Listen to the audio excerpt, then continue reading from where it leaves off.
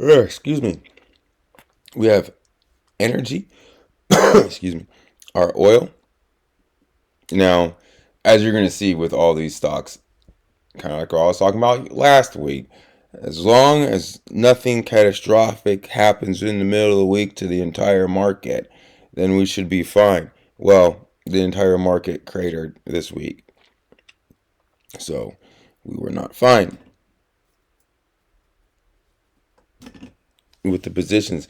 But you can see, look at, I mean, oil pretty much got close to the 43.45.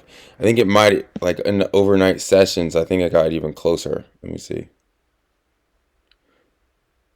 Um,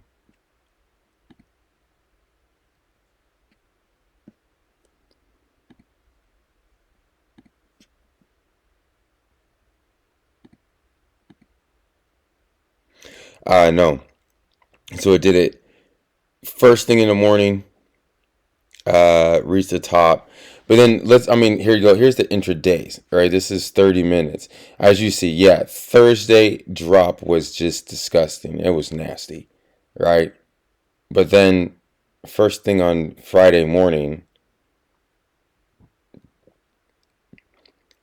it was almost just as nasty as a pop, right? So let's go back to the day. It's kind of expected. This right here is expected. I'm really looking for it to go back to 66.77. If it does not get anywhere close to 66.77, then I mean it's off to the races. But let's look at a nice healthy pullback. So I mean it's basically playing it perfect. Here you see where I'm talking about from the extension or the retracement. I mean it on the 618 it's like the lines were there before. But they wouldn't have been because how would you have drawn it? But if that's all that the pullback had was to get the 786 for retracement, then watch out. Then that means it's extremely bullish. Just put it like this: first line extremely bullish, second line like mildly bullish. It hits the 50% and doesn't drop it, still bullish. And then once it drops to 50%, it's just less bullish, extremely less bullish, or like little bearish, more bearish, right? So we held the 786 retracement twice. So again, as long as nothing too catastrophic happens in the market, unforeseen things, and look for oil trying to transition higher and break out of the original 618 right here, which is the 73.45.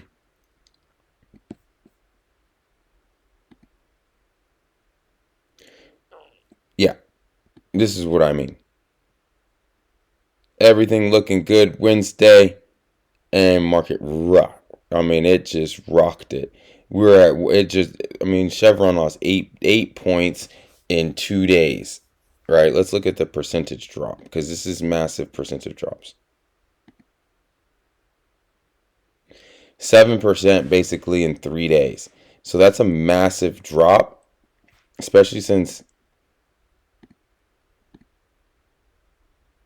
What's going on?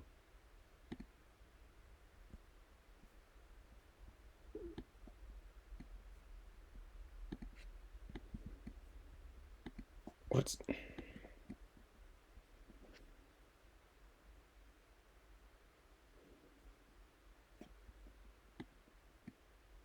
Especially since oil had a positive day on Friday. I mean, you look at Chevron. Chevron had a worse.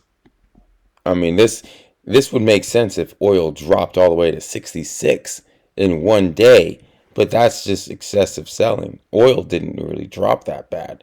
You know what I mean? It's above 70 still, right? And this dropped as if oil had dropped below 60. I mean, this is a massive drop. VLO, we're going to see basically the same thing. These are massive drops right at the high. I mean, well, it's not even that. It felt like a massive drop. And it pretty much was. Because I mean, we're looking on percent terms, it was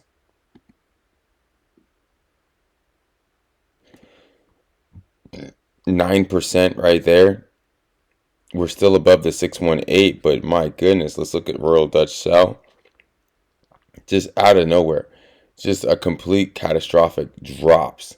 Look at this. This is just Royal Dutch Shell. So you're going to tell me, I mean, this is what I mean. Oil didn't even drop. Oil didn't go anywhere bad.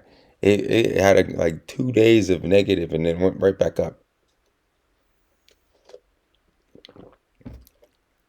But the entire market got wiped out. And look, I mean, look at this drop.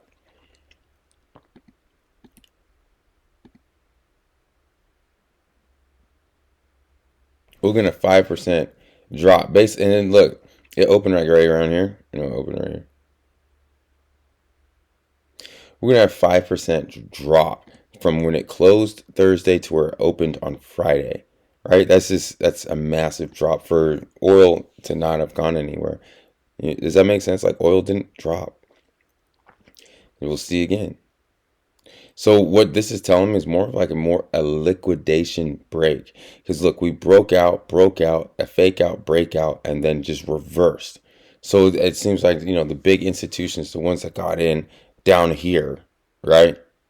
Or even right here, they needed to sell the ducks to somebody or like sell all their contracts or whatever it was on Operation Friday, which was on Friday.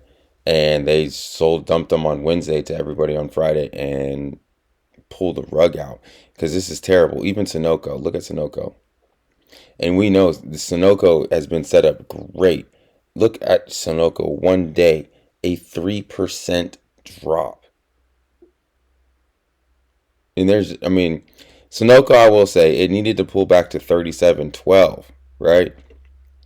37.12 would have been all right, but again, look at Thursday. It bought everything back up on Thursday. Friday, massive selling. Just like they put the button and it was like you just sell, sinking. Because what one day? Oh well, it's 3.15%. I don't get it. However, it doesn't matter if I get it or not. I still believe in Sunoco. Where did it land? Whoa, look at this.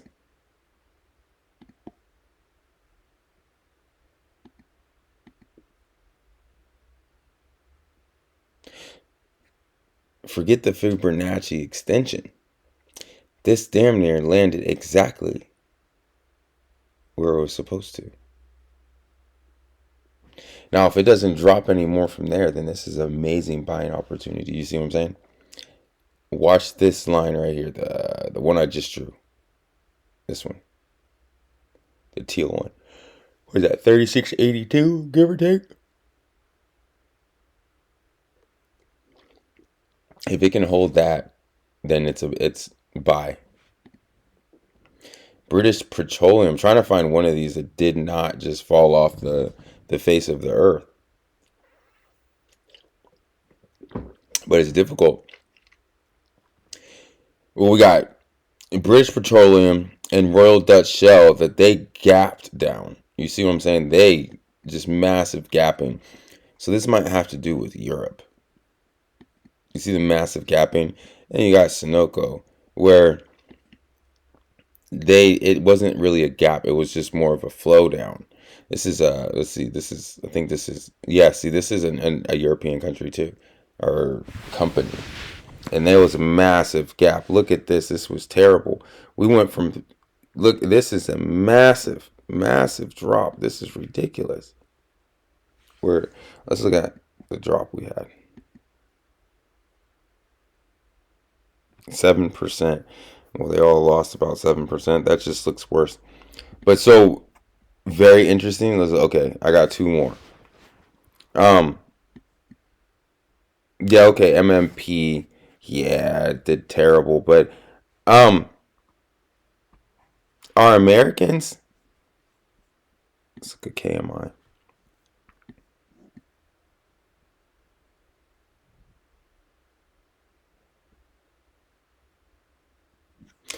Nasty route, but the Europeans gapped down, right? So I would really want to pay attention to the Brent crude, right? Just because we're I'm American, so I'm more worried about WTI, West Texas. But when you're talking about Royal Dutch Shell, British Petroleum, and ENI Spatra, I think this is a Italian company. Um, they're probably dealing more with Brent crude. So what, and they have to deal more with European everything. So America opens up. America is great. America's firing in all cylinders.